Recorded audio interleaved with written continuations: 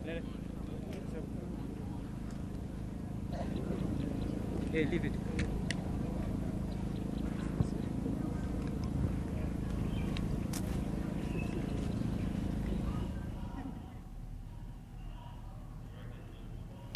That was the first half. Busoga United hosting, playing with Onduparaka at the Bombo Military Grounds.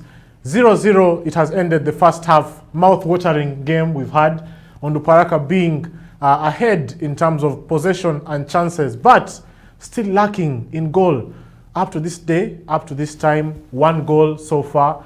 And I can say the only time the nets have been nestled is when the referees have come and checked the goal nets before the match has started, because no goals so far. Yeah. Onduparaka being ahead.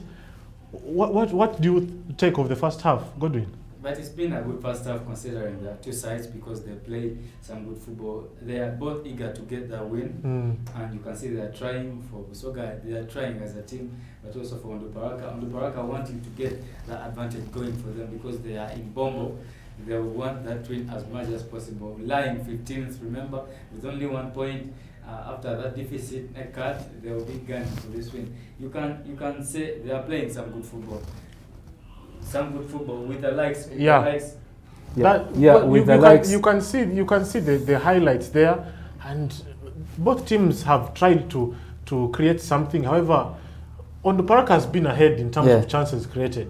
Yeah, as I was saying, Onduparaka has been playing some good football. Yes, they have not scored, but their chances have been begging. Jarieko there having a chance, and also Okocha from the left having a chance. Dennis Ojara, who is the chief orchestrator right now, playing as the number 10, trying to ensure that they go forward. He has been playing some good football. Amos Mwonge. Is he helping? Because we are seeing Amos Mwonge benefiting from Dennis Ojara's position. That was the shot there, Michael Lutai with a fingertip save. Yeah.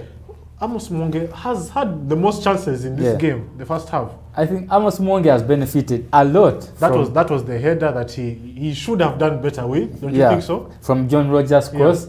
Those are the chances that Onduparaka has got in the first half. You can say they have been playing some good football, only that they have not scored yet, but it's been good for them. And you can say, as you've been talking about it, Ojara being as a link man to Amos Mwonge has really helped a lot, because Amos Mwonge gets that good interplay with Ojara threading those passes to him, and also having those cutbacks. As you can see that move there, I would have thought Ojara to take that shot, because the defense was compact. Maybe have a go at it.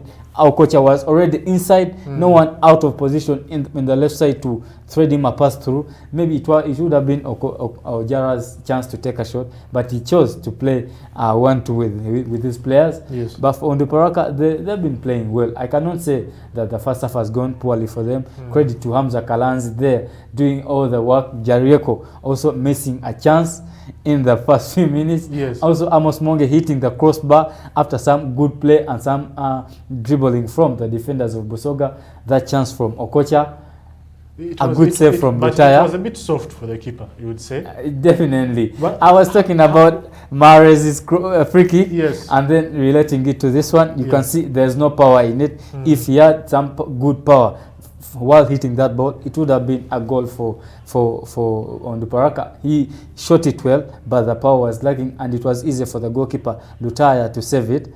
Onduparaka has been playing some good football, only not scoring right now. Yeah, with Busoga United playing a 4-4-2, you can see James Jarieko has now sort of worked on his defensive play. We saw when he was playing against Bull, his defensive play wasn't up to standard, but today we are seeing him coming back and trying to mark Mulanda, who has been roving up as a left wing back or a left winger, because them playing a 4-4-2, it's slightly a bit defensive, but more numbers on the wing. So James Jarieko has had a lot of time in the defensive play.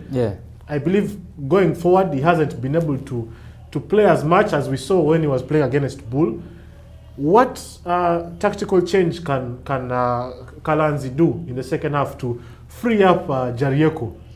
Jericho, that is his preferred position. Remember, on the left there is Emma Okech, Yes. who mirrors that area. It's okay for Jericho to move in the right flank because he's doing well. The crosses, yes, have not been so far so good for him, and the play and the link-up play with him and Ojara, who is next to him as an attacking midfielder. But he just needs to up his tempo and just take control in this game. As I talked about it, he is the outstanding players in Onduparaka who are looked up to in this game. If you don't deliver as Jericho, everyone knows that Jericho is one of the key players on Onduparaka, so he just needs to deliver. Take that responsibility and ensure that Amos Monge as the lead man gets those crosses and maybe they can get a goal. But I repeat, it has been good play for Onduparaka. This is not the way they've been playing the couple of matches, but right now you see their style of play. Maybe Gaddafi Kadino is not in to ensure that they get more through passes and also more control of the midfield. But you can credit Dennis Ojara, who usually plays as a centre back, right now playing as an attacking midfielder. He has helped a lot. Only lacking part is scoring the goal. Yeah, I think that's what. Having a versatile player who can play in defense and in attack as well. I think having a player like Dennis Ojara can bring only positiveness for Onduparaka. But on the other side, in the attacking midfield position, there is a player, Laban Tibita, who has been very quiet. A player who we thought we'd see more in today's game, but he's had a couple of touches that have gone missing. He's a player who, when he played his previous game against Gaddafi, I saw him using both feet. In fact, it's very rare to see a player who uses both feet comfortably, because he even brought a cross with his right foot and he's very comfortable with his left foot. Like, I only see players like Santi Cazorla using both feet. Yes, crossing with the left and then shooting with the right, or passing with the left, using both feet. It's not working for him today. A bit quiet. Do you think the midfielders of Onduparaka have made him quiet today? You can sense that there's some tiredness in him because he has played a lot of games in this first season of 2022. Maybe he gets that he needs that rest. But as the coach it senses, Laban Tibita must be on the pitch. Notable miss partner in crime is Ibrahim Kaiwa, who is not on the pitch. But you can credit the midfield partnership of Onduparaka, that is Asimwe in the midfield together with Boniface Musema, who have done a good job of controlling him and taking over that midfield. That's why you see Onduparaka has been on top of Busoga. Laban Tibita, the orchestrator of Busoga, not getting that much time on play and also the space to go forward. But it has been Onzima on the right and also on the left, where they've got those chances. Achais Mulanda marauding that left back to see if they can get some chances, and they've got some chances. Only Basham Mugwa not scoring on those wanting chances. If they can connect, then Busoga will be in for a good run. Because at the back line, Isinde is doing well. Right back, they are doing well. That is Chintu Hassan. But Onzima is delivering, but it's only Basham Mugwa.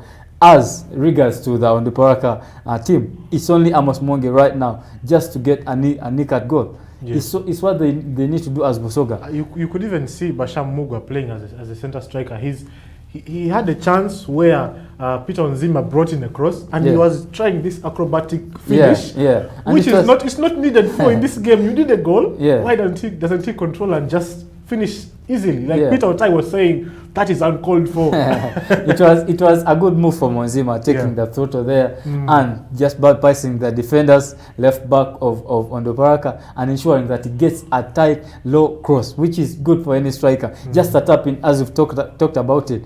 It's upon Basham Mugwa because he's been given the responsibility today. I don't know what he's going to do. Nwamanya is not on the pitch. This is your chance right now, and he's a gangly striker too, full of energy. You can see him making those runs. But any striker will be asked, where are the goals? Where are the goals? That's the same question Onduparaka is asking. Onduparaka, going into the second half, they have a lot to change.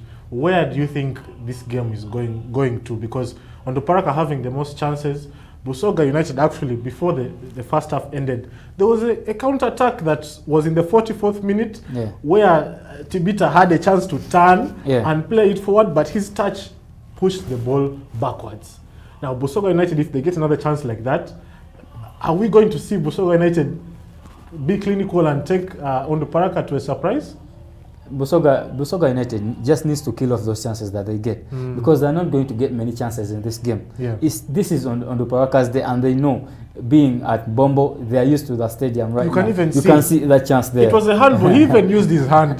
I wonder what he's thinking. Right position, wrong execution. Wrong execution. Bashar Mogwa needs to do something about that. Yeah. But they know this is a Bombo. They need to take those chances as they come. They're not going to come many number. And you see that chance there, Mulanda bring across from Mugwa. For Mugwa not in the right place. Yeah. So they're trying and trying. Onzima there in the right wing, passing by Okocha. Yes.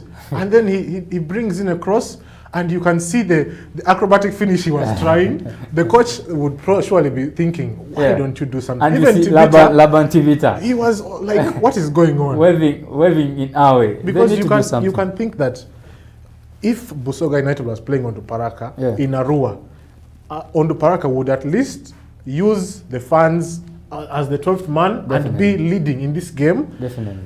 They need to take this chance and say, okay, you are without your fans, we are going to punish you. Definitely. But they're not doing it. Definitely. Something is lacking in the Busoga side. Maybe the belief and the confidence in the players there, because they've got the chances and they've got the players with experience on the team to help them. Yeah. Isaac Isinde, Laban Tibita, they have good experience just to execute the game plan as the coach wants it. Vincent there, who is a stand-in, as we see him on the touchline. Laban Tibita also needs to take that mantle.